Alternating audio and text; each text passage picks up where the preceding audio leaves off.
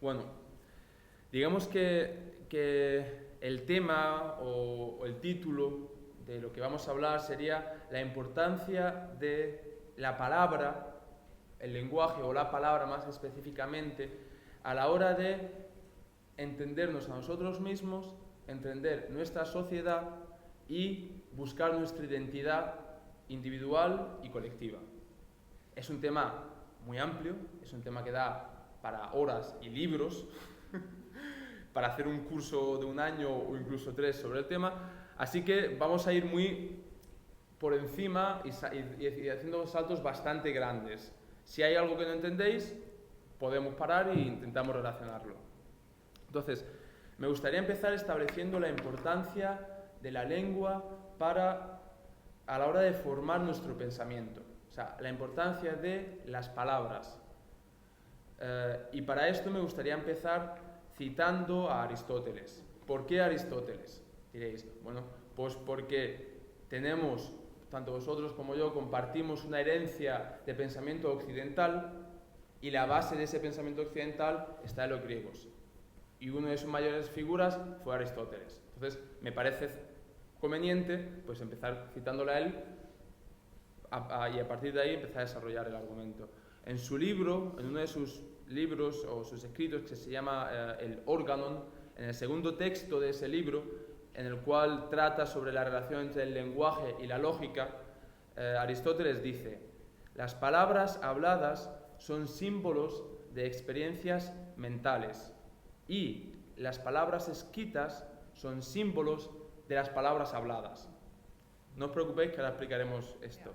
Dice, como de la misma manera que no todos los hombres usan los mismos símbolos para escribir, tienen la misma escritura, no todos los hombres tienen los mismos sonidos para expresar cosas. Pero las experiencias mentales sí son las mismas. Esas experiencias mentales que simbolizan ese significado. Y eso son imágenes que se implementan en nuestro cerebro y a la cual damos nombre. No pasa nada, es un poquito difícil de entender a priori, pero vamos a explicarlo. Entonces, ¿esto qué quiere decir?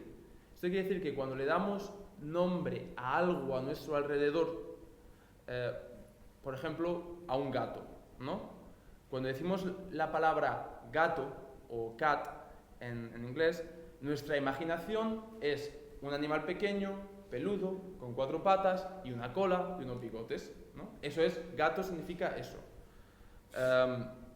Significa eso y lo que nosotros entendemos como lo que es la esencia del gato. Que maulla, que le gusta el pescado, que es muy independiente, todo eso es un gato. Y nosotros eso lo llamamos gato.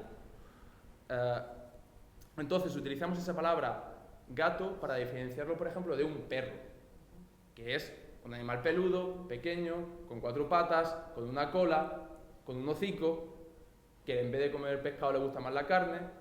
Pero bueno, para diferenciar esas dos, lo que es un gato y lo que es un perro, decimos esto es un gato, esto es un perro. Para nosotros saber esta diferencia.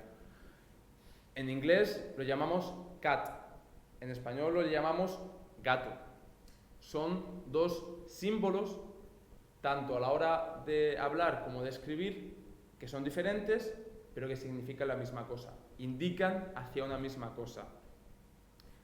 ¿Eso qué significa? Eso nos lleva a establecer, nos lleva a la necesidad de la palabra gato o cat a la hora de definir lo que es un gato.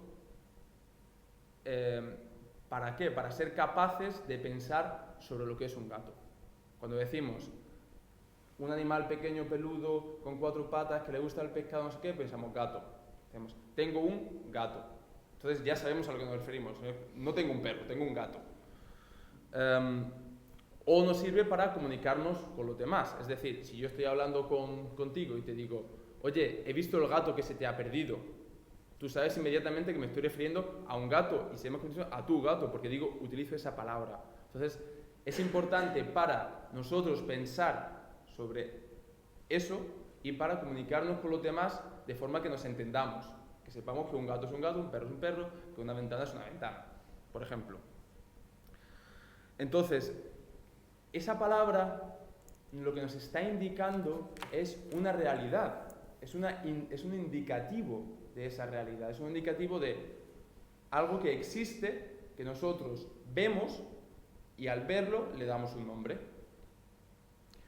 Esta realidad puede ser tanto una cosa física, bien puede ser un gato, una jarra, una silla, son cosas físicas que están en una mesa, o puede ser una cosa abstracta, puede ser una idea, puede ser un sentimiento. Hablamos, por ejemplo, de la felicidad. ¿Qué es la felicidad? Bueno, pues la palabra felicidad, nosotros, cada uno, la entendemos de una forma diferente. A lo mejor la entendemos como la forma en la que conseguimos un estado de bienestar físico y psicológico en el cual cada uno tiene una definición o busca una definición de esa palabra en su vida. O amor, ¿qué es el amor? ¿No? Pero ¿qué usamos? Utilizamos esa palabra, amor. Porque si yo le digo a una persona, estoy enamorado de ti, esa persona sabe a lo que me refiero. Porque estoy diciendo esa palabra. Pero es una idea abstracta, no es una cosa física. Entonces, las palabras nos sirven para esas dos cosas. Para desarrollar la comunicación y para ser capaces de pensar sobre eso. ¿Esto a qué nos lleva? Nos lleva a una conclusión muy básica. Cuanto más amplio es nuestro vocabulario, más capacidad tenemos de pensar sobre las cosas. Es decir, como esas cosas son indicaciones de realidades, cuanto más amplio es nuestro vocabulario, más conocemos, más realidades conocemos, por lo cual más capaces somos de pensar sobre esas realidades, de desarrollar un discurso intelectual o no intelectual sobre el mundo que nos rodea, sobre las diferentes cosas que hay a nuestro alrededor. Entonces, ya que hemos establecido esta conexión entre lo que es el lenguaje y lo que es el pensamiento, quiero ahora mirar a un versículo del Corán para que veamos que no son cosas tan diferentes. O sea, que hemos empezado por Aristóteles, lógica, filosofía, Grecia antigua, y ahora vamos a mirar al Corán y vamos a dar cuenta de que nos indica lo mismo.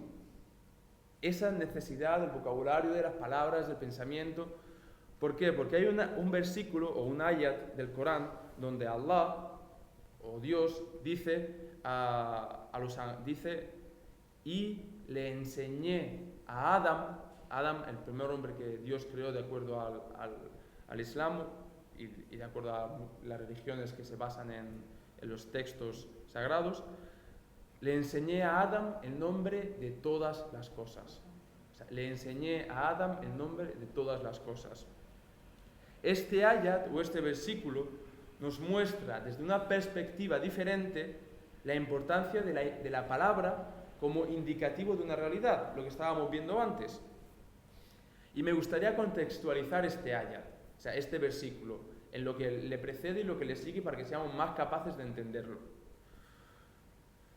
Dice, en los versículos previos a este, dice Allah, Dios le dijo a los ángeles, voy a poner un jalifa en la tierra. Jalifa, ten en cuenta esta palabra que escuchamos tanto últimamente, jalifa, califa, Bagdad, ISIS, terrorismo, ¿no? Pues ten en cuenta esta palabra. ¿Por qué? Porque tiene un significado que no tiene nada que ver con el que le hemos atribuido, y eso llegaremos al final. Pero Dios le dice a los ángeles, voy a poner un jalifa. Jalifa en árabe significa un representante. Dice, voy a poner un representante mío en la tierra, en el mundo. Y los ángeles responden a Dios, ¿por qué vas a poner a un representante que va a establecer la corrupción en la tierra? Cuando nosotros somos criaturas tuyas que lo único que hacemos es ensalzarte y ensalzar tu perfección. Y entonces Dios le dice a los ángeles, yo sé lo que vosotros no sabéis. Es una especie de diálogo. En la cosmología islámica, antes de la creación del ser humano, antes de la creación de Adán y del hombre, había una creación anterior que habitaba la tierra, la cual estableció esa corrupción. Por eso los ángeles se refieren a esa previa creación cuando dicen, viste lo que habían hecho esta creación tuya, establecieron la corrupción en la tierra y ahora quieres poner a un representante que va a hacer lo mismo. Sigamos, entonces. Y después de esto, Allah le dice, y le enseñó, creó a Adán de barro y le enseñó el nombre de todas las cosas. ¿Esto qué significa? Cuando decimos todas las cosas, que le enseñó el nombre de todas las cosas, se refiere a que puso en el corazón, el intelecto, la conciencia de Adán, la capacidad de dar nombre a todo lo que le rodeaba. Por lo tanto, le daba la capacidad de discernir, la capacidad de discriminar. Esto es una silla, esto es una mesa, esto es un ser humano, esto es un gato, esto es un agua, por ejemplo.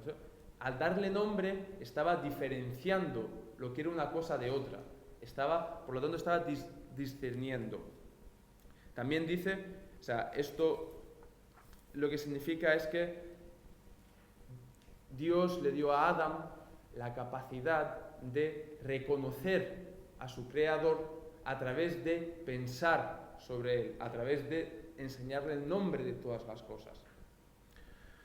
Entonces los ángeles dijeron, Dios le dijo a los ángeles, decidme el nombre de estas cosas. Y los ángeles dijeron, exaltado seas, nosotros solo sabemos lo que tú nos has enseñado. ¿Esto qué quiere decir? Allah o Dios le dijo a Adán, nombra estas cosas delante de los ángeles. Y Adán lo hizo. Y Dios ordenó a los ángeles que se postrasen ante Adán, que hiciesen una reverencia de saludo ante Adán, porque Dios había preferido a Adán al darle un conocimiento que no le había dado a los ángeles. Sé que esto puede sonar un poco complicado, pero vamos a ir puntuando. Entonces, no quiero entrar en más detalle sobre el Corán, simplemente era para hacer una referencia como de la tradición de pensamiento occidental y la tradición de pensamiento islámica podemos llegar a un territorio común. Un territorio común que es la importancia del lenguaje, la importancia de la palabra y la importancia del entendimiento que damos a cada término. Entonces, lo que significa esto que hemos hablado referente al Corán es que Dios había preferido a Adán, había preferido al ser humano por encima de los ángeles. ¿Por qué? Porque le había dado un conocimiento, una capacidad de discernir que no le había dado a los ángeles. Esa misma capacidad es su mayor fortaleza y su mayor debilidad. Porque cuando esa fortaleza se emplea de una forma positiva, le puede elevar al ser humano por encima del nivel de los ángeles. Cuando no, lo puede degradar por debajo del nivel de las bestias, que no tienen esa capacidad. Entonces, he querido poner estos dos ejemplos para que tengamos esa referencia y que veamos eso, que no son cosas tan lejanas. Pero ahora que hemos visto esto, me gustaría dar un salto y llegar al significado de la importancia de las palabras para construir nuestra identidad. Es decir, cómo el lenguaje, cómo la palabra nos sirve para entender el mundo que nos rodea y, por lo tanto, entender quiénes somos nosotros y entender cuál es nuestro lugar en esa situación existencial en la que nos encontramos.